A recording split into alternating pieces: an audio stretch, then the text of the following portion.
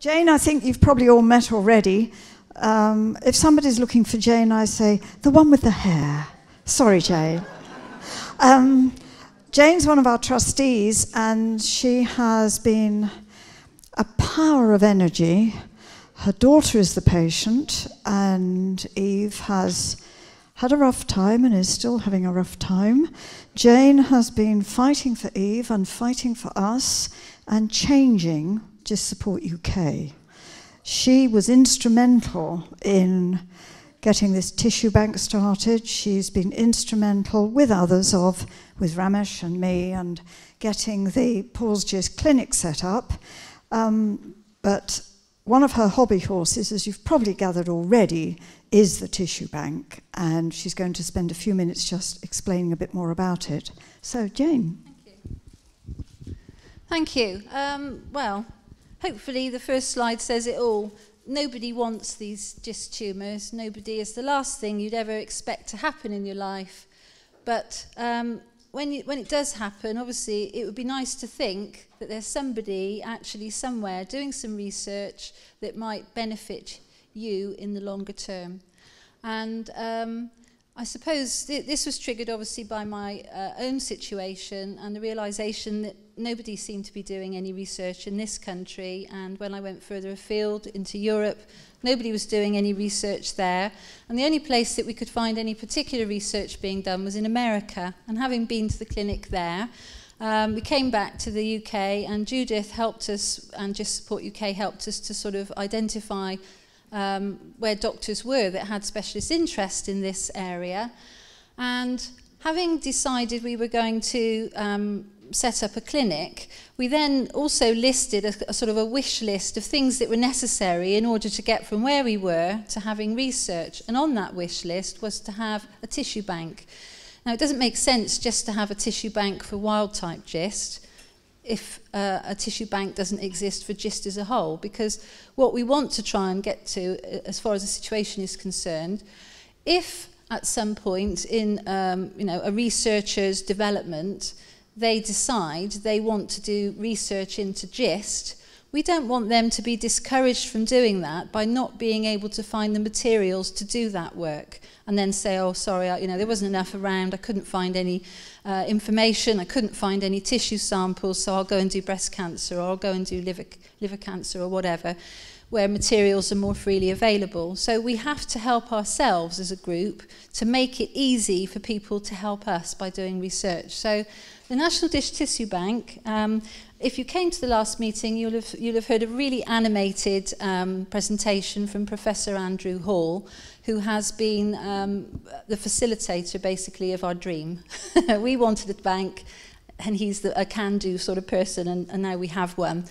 So, where we are in terms of the bank, obviously, when we first started, we'd identified the needs. We were introduced to Professor Andy Hall by, fortunately, my daughter's doctor, an oncologist who had been at university with Professor Hall. And when I went to him with a list saying, we need this, we need that, he went, okay, you need to speak to my friend.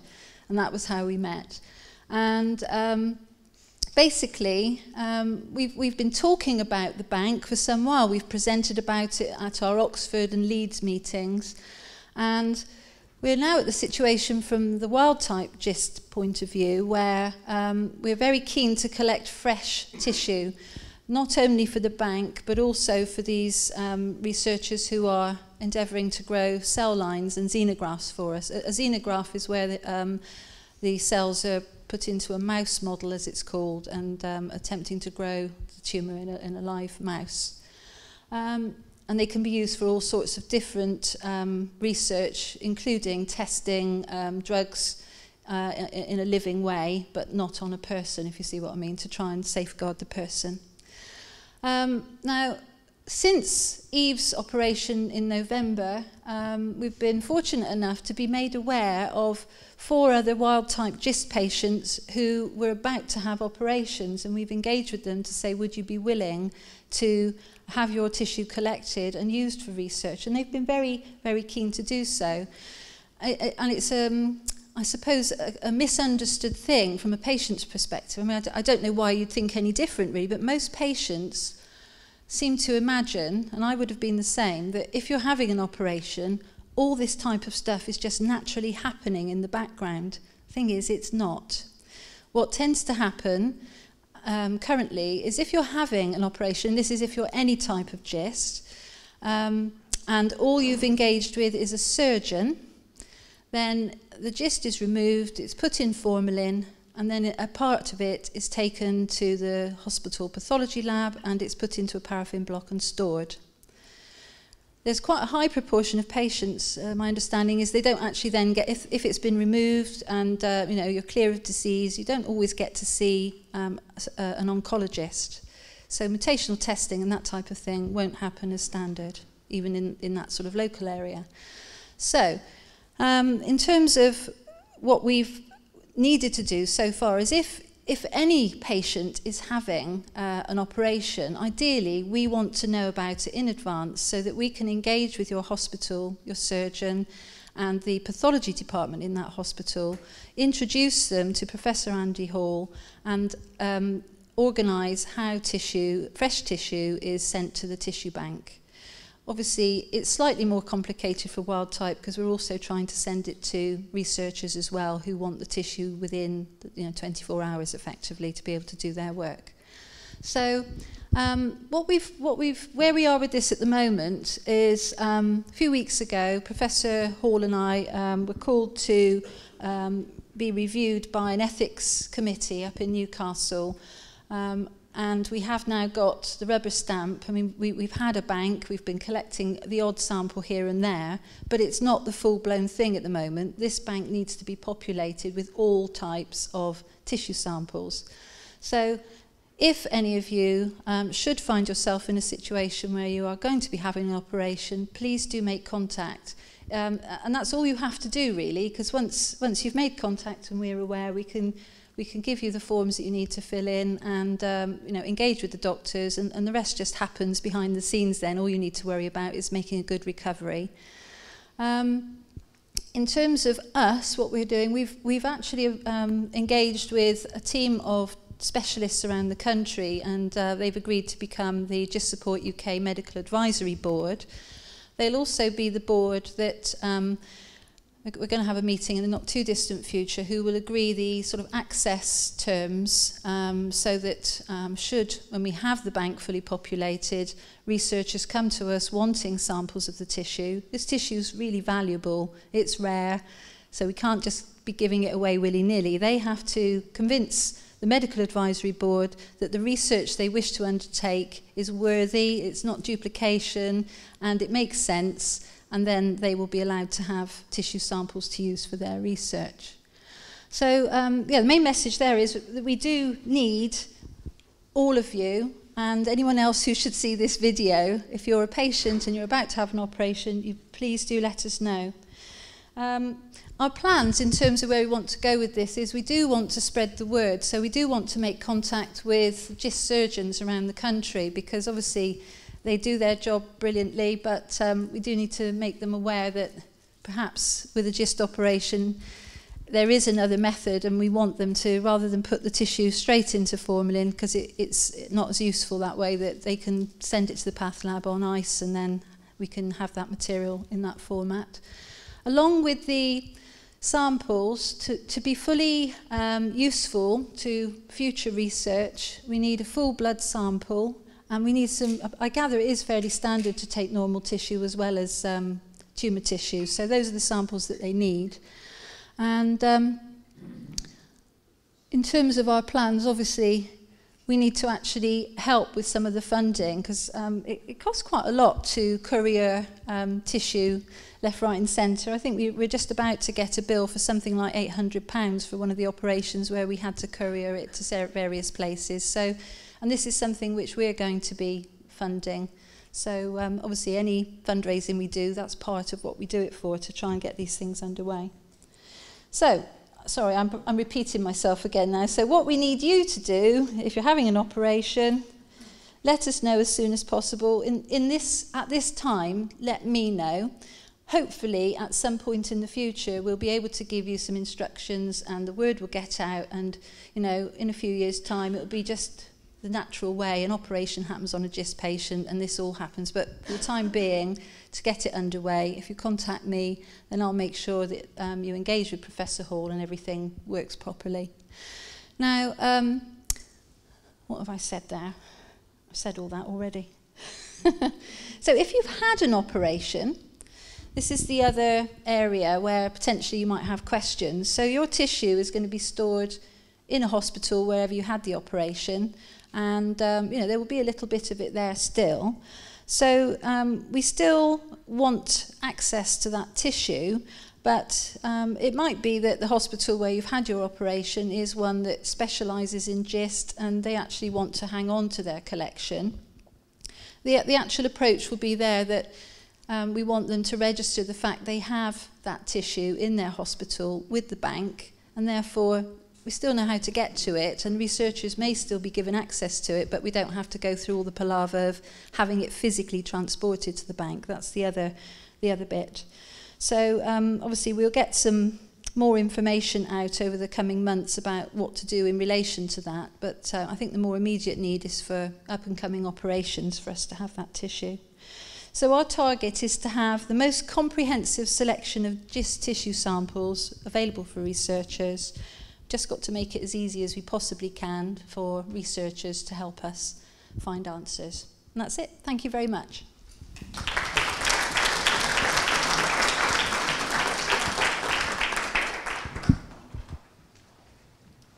Are there any questions? No? Never mind. Oh, one. When my GIST was removed 6 years ago, I seem to remember that it was sent to a tissue bank in Holland. Do you have access to banks of tissue elsewhere in Europe or the world? I don't know. Possibly. Haven't asked that question yet. So, where was your operation? It was done in Northampton.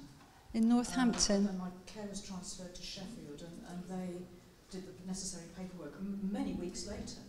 But my understanding was that bits of me fetched up in Holland. Yeah, I would imagine, it's possible they sent it there for mutational testing, yes, and they would have kept a sample. It's not usual for hospitals to, they hold on to this stuff, you know, they don't really want to release it, so it's quite feasible in the original hospital they'll still have a sample of your tissue. They won't have sent all of it over to Holland. Very welcome to it.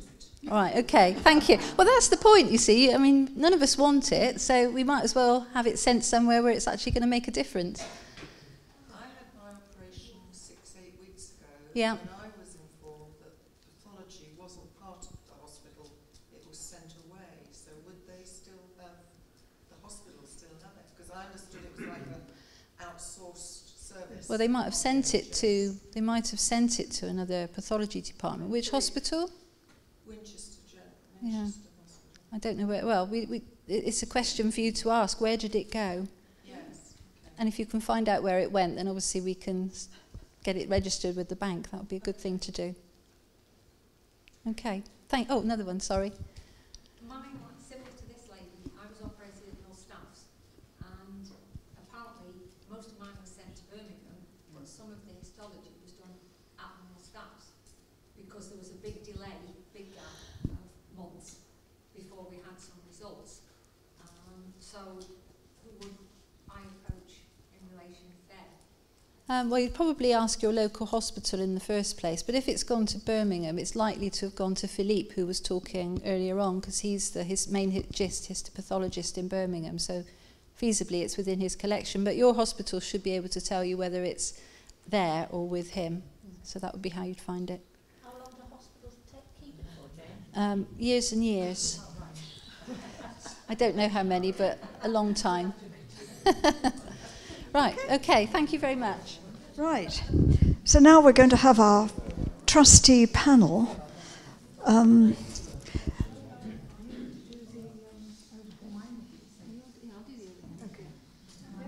going to introduce it? No. Right, so where should we sit down? Yes.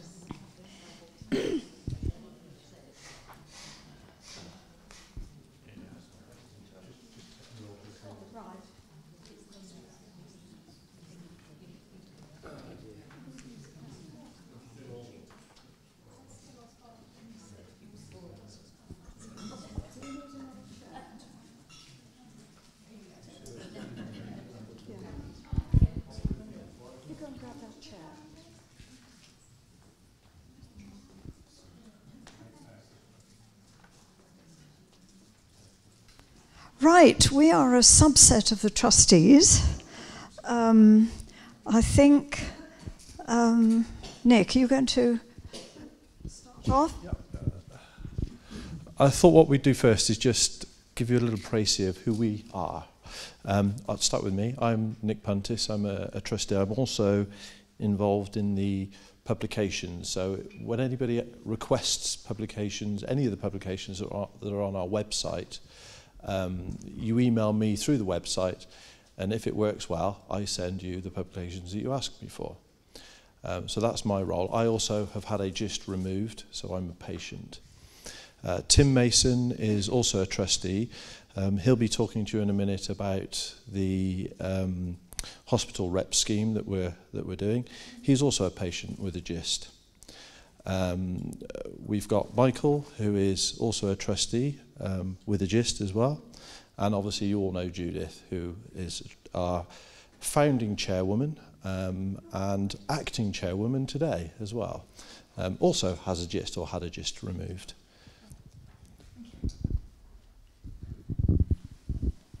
You got the first, that's it.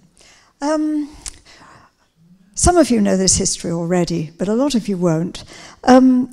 Gist Support UK started many years ago, and Dave Cook, who is hiding somewhere, was our first, there he is, was our first chair.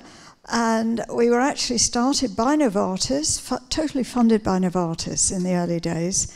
And the first meeting that I went to, I think there were 10 patients. And I think we are now about 60 patients here today. So we've, sorry, 70. So we've progressed quite a lot. Our main job, as you know, is raising awareness, supporting patients, producing publications for patients and doctors, and the website, of course. And we represent patients both in this country and abroad. And we have representatives on NICE committees if they're appraising new drugs, new treatments. And Michael and I are both members of the SPAIN, which is the Sarcoma Patients Euro Network, and we're off to a conference in Amsterdam in a week or two. So we represent GIST patients on an international scene. We have been involved in the New Horizons conferences as well, although these are becoming less significant, I think, at the moment. The sort of things that we may do. I was at a conference in Innsbruck a few weeks ago, being the patient voice in a big European study for metastatic GIST that I referred to briefly this morning. That's a very interesting study looking at non-drug treatments for metastatic GIST. I don't know, as Ramesh said, how it's going to influence us in the short term. It probably won't, because it's a European study, and the first clinical trials are going to be probably not for a couple of years anyway, and they'll all be conducted in Europe. But what we're hoping to learn from this study is for the future, and I think GIST has been chosen as a sort of prototype for this kind of study, and if it's successful in GIST, it can then be rolled out for other kinds of cancer, which is why they've got so much money from Europe, which is really good. Things have changed enormously. When I was first diagnosed, I was given, well, you might live 2 years. Well, that was 14 years ago, and I'm still here, and I'm well, and I'm free of disease. So things have moved on enormously. Imatinib, of course, was the huge starter for our cure and our treatment, really. It's been absolutely amazing. Sutent then followed, and we've now got regorafenib, which you can get now. It's not NICE approved, but I think it's regularly available through the Cancer Drugs Fund. Adjuvant imatinib is now approved. We've got the pause GIST you've heard about, and some of us patients have actually become the experts. And the longer you're with us, the more expert you will all get.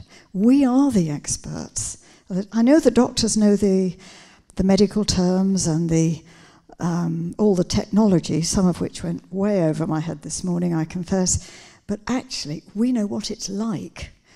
At this big meeting in Innsbruck of about 50 specialist doctors and, all these people, I was the only one who knew what it was like to take imatinib, who'd had a liver resection. The others were all talking about it. I knew. Right, now I'm going to pass on to Michael, I think, is next. Well, I'm Michael Sayers, and I suppose my biggest involvement in Gist Support UK is in helping people get onto the what we call the Mail Talk email forum. It'd be interesting to see how many people are here as who are on the Mail Talk email forum. Listserv. But where you type in how you're doing and you get replies from people like me and other people. How many people take part in that? Quite a number. Not everybody quite, but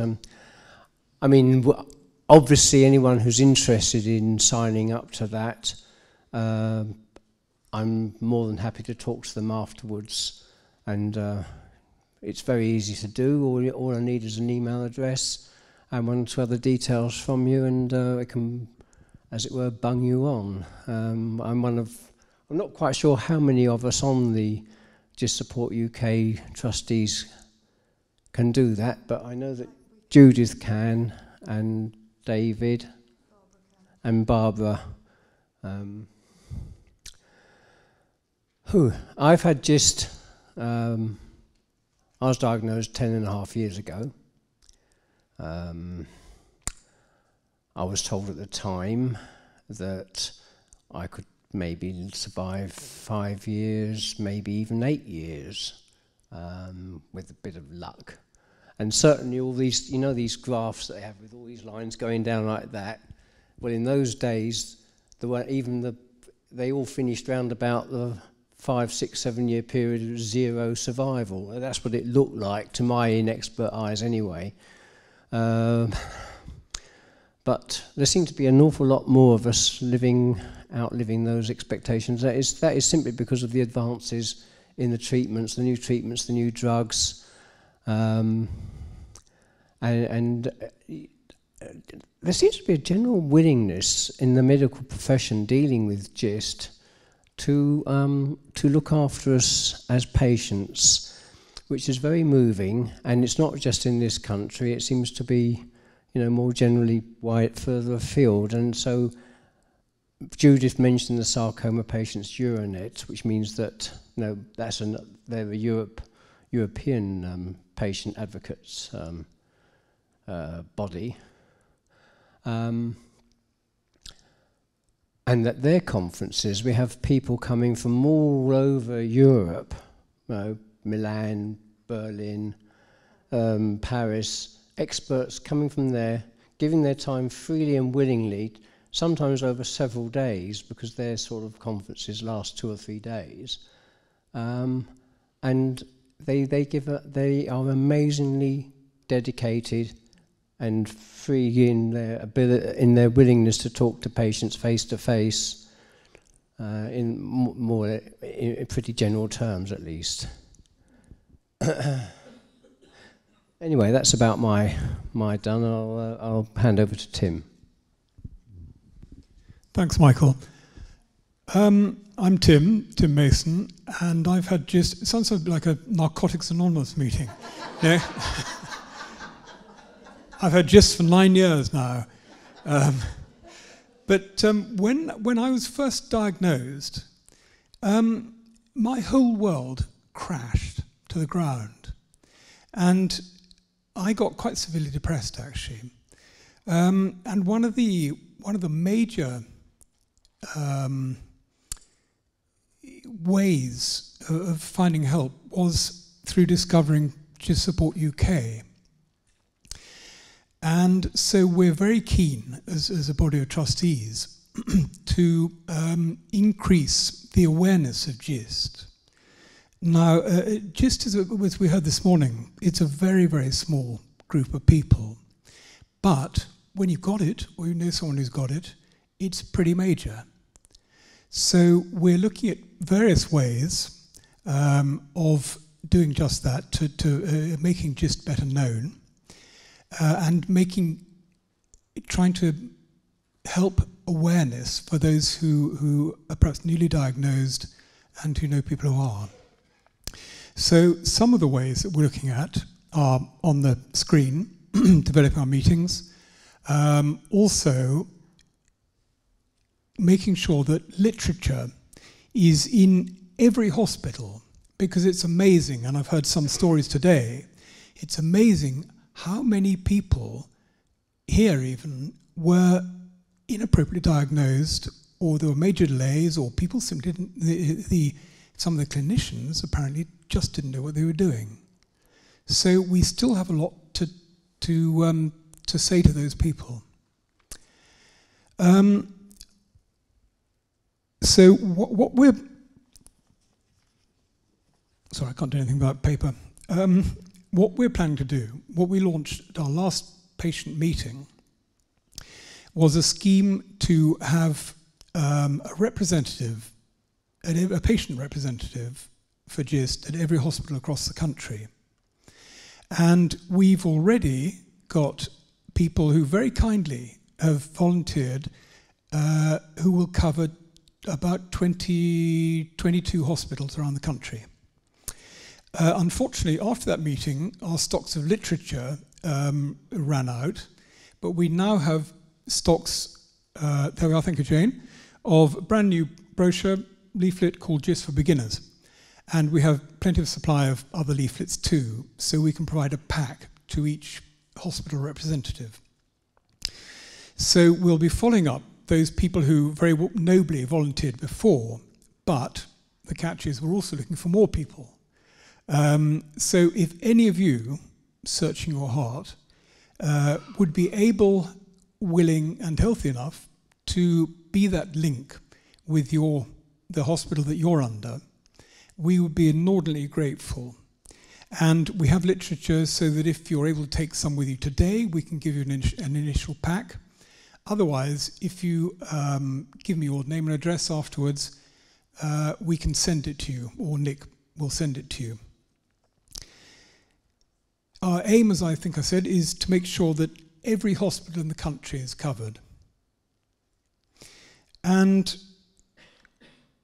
if you're not able to speak to me afterwards, or one of us, on the questionnaire, the feedback form that you've got in front of you on the tables, on the reverse is a questionnaire, and there's space to put your name and address and contact details if you're interested in being such a volunteer to be our kind of hospital reps.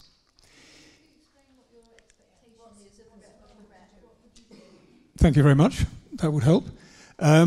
Basically, it would be to be, in the first place, to ensure that your hospital has an adequate and ongoing supply of literature about GIST.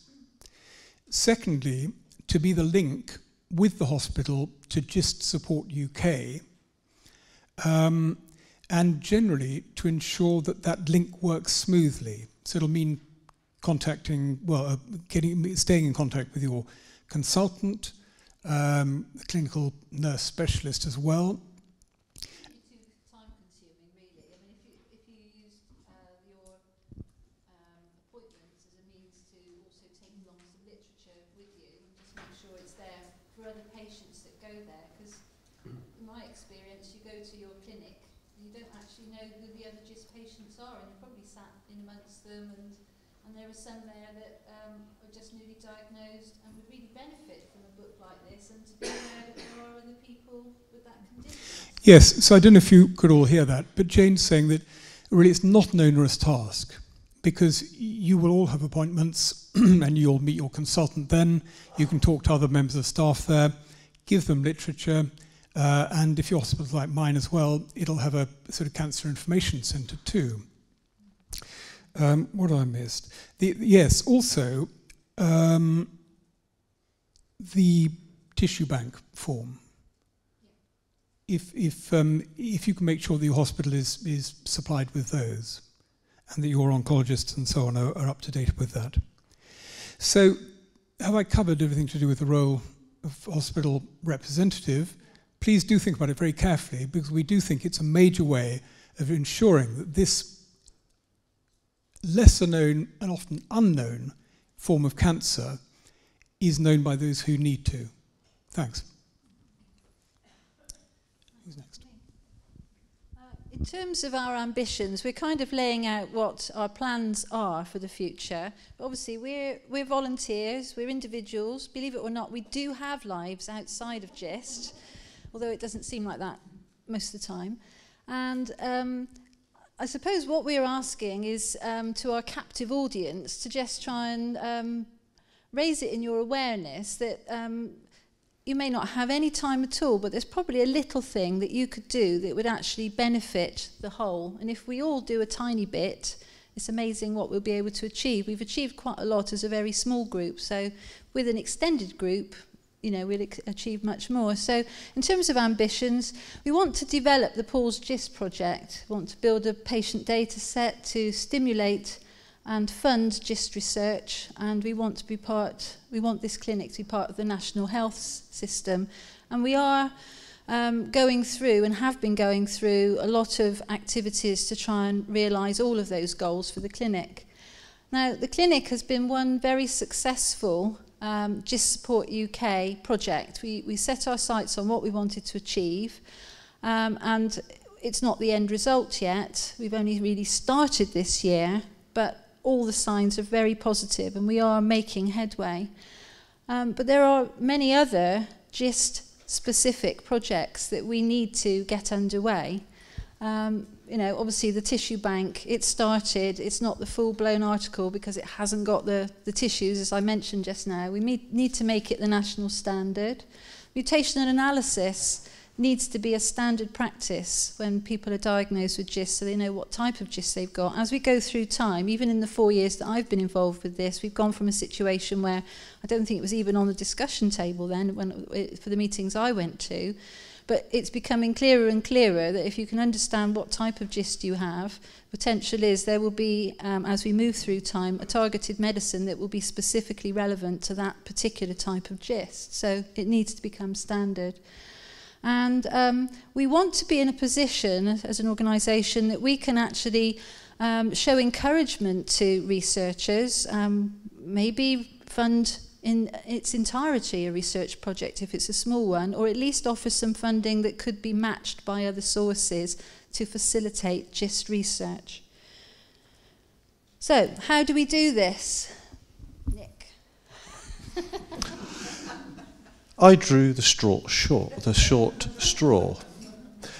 As has been mentioned this afternoon by a number of our trustees, we are all volunteers. We all lead busy lives. My own personal situation, I've had a GIST in 2010, that was removed. In 2012, my wife had breast cancer, that was removed. I run a business, my wife has just run a business, has just started her own business as well. That's part of therapy, to be honest, to get her mind off her condition. But because we're all busy, it's a decision to become a trustee or any other sort of help within an organisation like this has to be self-motivated. Now, we at the moment have trustees that do various different roles. We have a treasurer. We have somebody who does the hospital reps. We have somebody who stands in as our chair when particular people may not be very well. We have other people such as Jane, Judith, Barbara, who go to conferences. We distribute the workload amongst us in order to facilitate making this type of meeting as informative as possible to everybody here. But we need more trustees. So what I would like you to do is have a think about whether or not you do have any spare time that would involve coming to these meetings twice a year, and the day before these meetings coming to a trustees meeting where we discuss what's going on within the world of GIST. Judith mentioned earlier that we're experts. I've certainly become much more of an expert in GIST because of my involvement within the trustees. That was a deliberate act by me because I'm the sort of person that likes to be informed as to what's going on with the cancer that I have got and what the next step might be, so that I personally can feel more confident about my future. Tim mentioned that he went through some depression when he was first diagnosed, and he found solace and help within the Gist community in order to help him out of that and to become positive. He's turned it round so much that he's now a trustee. So it's a positive therapeutic thing for you to do as well. So we're looking for anybody that has any finance experience that could potentially take on a treasurer's role, because our treasurer, who's done it for 3 years, Barry is at the back, he met you all when he came in. He's done 3 years, and he has other projects that he wants to get involved with, so he'll be retiring the early part of next year. So we'd like to recruit somebody who's going to take on the role of a treasurer and maybe shadow him for a while to see what that role entails. Social media, again, that's a very important part of getting the name out there, getting people to recognise and know what Gist is. We've added the word cancer to our tagline, because a lot of people, when you say we've got a Gist or we talk about Gist, what's that? When you say we've got Gist cancer, they might then say, what does the Gist stand for? But at least they know what cancer is. And if we need to send that out to as many people as we can, and we can do that through social media. Hospital reps, again, reiterate what Tim said about getting more hospital reps, spreading that word. Graphics, if anybody is good with graphics, or you know somebody that's good with graphics that can improve upon or support what we've done with the information that we have, and how we can best advertise ourselves. Fundraising, we're coming on to fundraising a bit later, but yeah, absolutely. The trustee role is a more formal role, but if we have volunteers that say, yes, I don't want to be a trustee, but I can certainly help you with these certain roles, then great. We want to hear from you. And you can do that in a number of ways. You can come and speak to one of us after the meeting. You can email us if you go home and have a think about it and decide, actually, yes, I think I would like to help and get involved. Or we have like I did, when I became a trustee, I filled in the form that you have on your tables, and I had a call from one of the trustees, and it went on from there. So have a think about it. Think whether or not there's anything there that you can help with, and bear in mind that you're helping yourselves as well as the trustee, as well as the Gist community as a whole. Back over to Judith, to Jane. Okay. Right, so in terms of obviously how we realise our ambitions, there are some things which just mean we want some time and some skill. That might not float your boat, you might not feel you can commit to anything like that. But if you can help in other ways, fundraising is also a very useful way. And if you don't fancy, climbing mountains and doing marathons, there are all sorts of just quiet ways that you can do this. And be helpful. It may be you've got some energetic family members who are itching to do something for somebody and don't quite know where to channel that energy. Well, ask them to channel it in our direction. Be really helpful. So just to give you some idea of how some focus can actually make a difference. Obviously, 4 years ago, Paul's Gist didn't exist. We've had, obviously, some very helpful friends and family, and some families in particular have taken their own decision. I'm a wild-type Gist patient, I need to do something to assist this process. And we've gone from zero in terms of existence and funds to more than £80,000 raised purely through fundraising from quite a relatively small group of people. Obviously, we're going to be putting this, we've started to spend this money already because we're facilitating the clinics and various other things that I've mentioned already. And the work continues. We can't just say we've got 80,000 because that's going to disappear quite quickly as we spend it on the various projects we're doing. So it's an iterative process. We do need to keep it going. So the sorts of things that we've put together on your table, each of you will see a rather cute, in my opinion, but some people say hideous, monkey smiling out at you from a calendar. I'd like to think that some of you would consider buying one of these. And if you've bought one, you might like to encourage some of your friends and family to buy one. They're only £8.50. The photographs are by Charlie Hamilton James, who some of you may have heard of. He's the wildlife photographer. I think he trained under David Attenborough, and he's on the BBC quite regularly. But he gave us these photographs, and the other person who facilitated the funding of these calendars said he wanted to raise awareness of the situation, didn't want the money just to go into a pot and not use it for anything meaningful. So that's something we've done there. We're also launching the Paul's Gist 500 Club. We're looking for energetic people, people who can in any way commit to, or with a group of people, commit to raising £500 over the next year, because we want to raise a fund for Paul's Gist research to top up what we're actually raising already. Now, this is an example. Now, in terms of, and that's specific to Paul's Gist, that particular project. So, in terms of Gist Support UK, obviously the funds that are raised, we do have people who raise funds for us, and we're very grateful to them, and we're very grateful also for the funding that we receive from Novartis and Pfizer. And the way these funds are used are for patient meetings, back office costs, literature, production, presentation and conference materials, all these posters, etc. Our website, it facilitates us going to all the travelling costs to go to these various meetings where we are the patient voice. And we did also, a couple of years ago, give a £20,000 bursary for a research project with Professor Judson, which is ongoing. And that, as I say, we get updates every now and again about how that's going.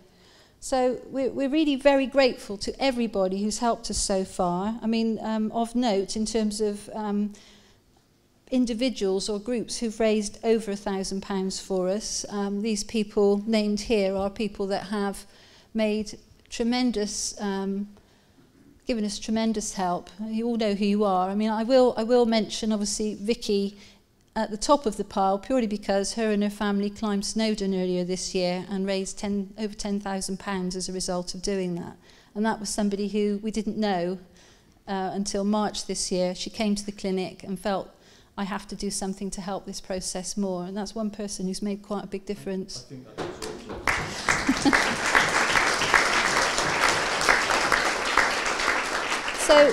So while obviously this group that we're mentioning here, obviously Robert Beale, that's Nick's friend who ran the London Marathon and raised over £2,000, I think it was. Steve Greaves, who did a skydive, he's somebody who actually isn't part of our group as such. He wrote to us saying he'd had a GIST operation, he'd found the information on our website and the booklets that we'd sent him really useful. And him and his son decided they'd already booked a skydive for the 21st birthday for the son, and they decided he's had the operation, he was fine, and they're going to go ahead and do this, and we want to do it and get some sponsorship for Gist Support UK. So they've raised a significant amount of funds for us. So, as I say, the other projects that we want to get underway, to give you some idea of the cost, obviously, just to keep Gist Support UK kind of going as is, costs around about £20,000 a year. And obviously I mentioned earlier the cost of the courier, and that was just for one tissue sample to go to 3 places, £900. And because it's a specialist courier, they have to carry these containers, ice and etc. And they're especially geared up to do it. In terms of research grants, obviously we've given one. We'd like to be in a position to give more. And the only way we can do that is if we have more funds to do it with. And to give you some idea of the sorts of funds we're talking about, a small research grant, is going to be £10,000 to £20,000. Average research grants can cost anything upwards from £50,000. It depends on who's doing it, what they want to do, and they'll each come forward. So what we're saying is, with these collection boxes, etc., that we've got, if there's any other mechanism you can facilitate to think about how you and your extended network might be able to assist, then we'd be very, very pleased if you might consider it. So I know this sounds like a real hard sell. Don't get me wrong, it is a hard sell.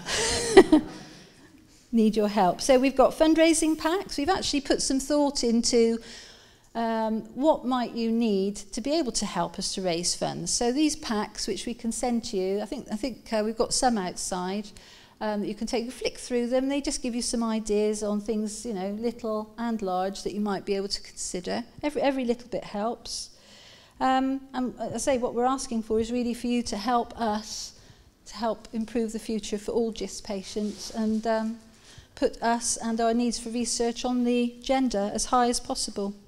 So, thank you very much. The other thing we'd like to do now is we'd like whoever is on this list that's actually here to come up, and we've got a small token of our appreciation that we'd like to give you, and we'd like to use it as a bit of a photo opportunity as well. And obviously we'd like rapturous applause for Vicky Rockingham, Jackie and Gary McCarthy, Debbie Mitchell, and me.